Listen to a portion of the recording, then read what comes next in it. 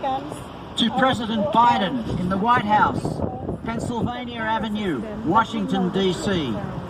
11th of June 2021. The House of Commons states, Dear President Biden, we write to congratulate you on your election and to welcome you to the United Kingdom for the G7 summit.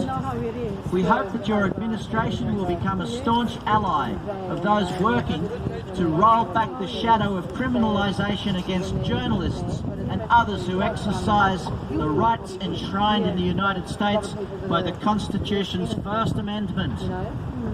Your administration, in partnership with the government of this country, the United Kingdom, has launched the campaign in defence of media freedom.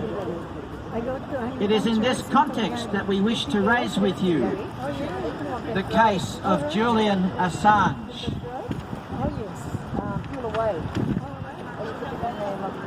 From the House of Commons.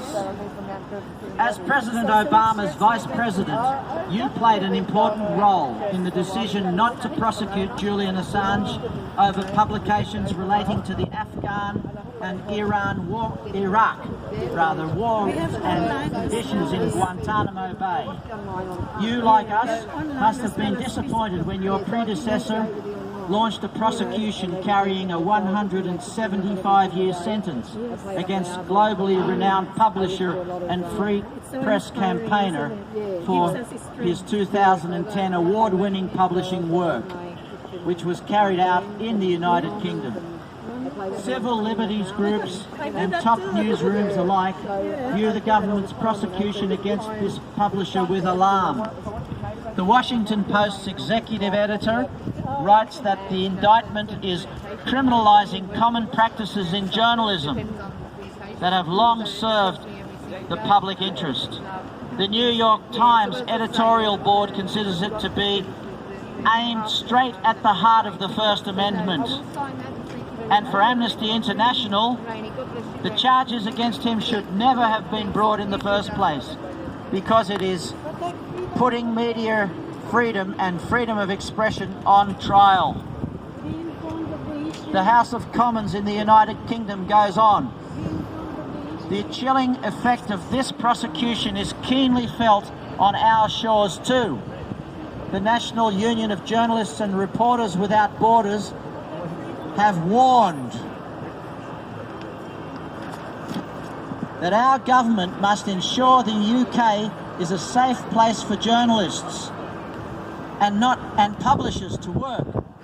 While Julian Assange remains in prison facing extradition, it is not. Earlier this year, Westminster Magistrates Court refused the US application to extradite Julian Assange to the US. The Guardian editorial board noted that your incoming administration, that is the Americans, can and should let Mr. Assange walk free. The House of Commons in the United Kingdom goes on to say, we had hoped that this might be the occasion to draw a line under this prosecution. Unfortunately, the United States Department of Justice is still pursuing this case, leaving Julian Assange facing a third year of incarceration in Belmarsh High Security Prison. Mr. Assange, an Australian member of the press who had been invited to this country by The Guardian in 2010 to work on these publications on the basis of our robust free press traditions, is the subject of a US criminal case.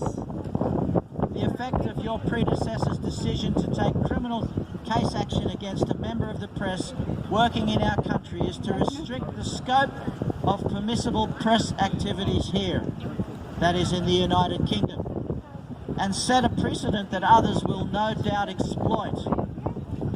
The case against Mr. Assange weakens the right to publish important information that the government finds uncomfortable. Indeed, this value is central to a free and open society. The case against Mr. Assange also undermines public confidence in our legal systems. Our countries are also increasingly confronted with the contradiction of advocating for free press abroad while holding Mr. Assange for years in the United Kingdom's most notorious prison at the request of the United States government.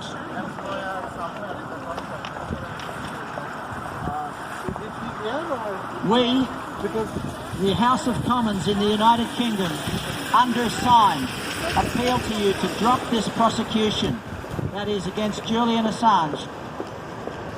The prosecution which would be an act that would be a clarion call for freedom that would echo around the globe.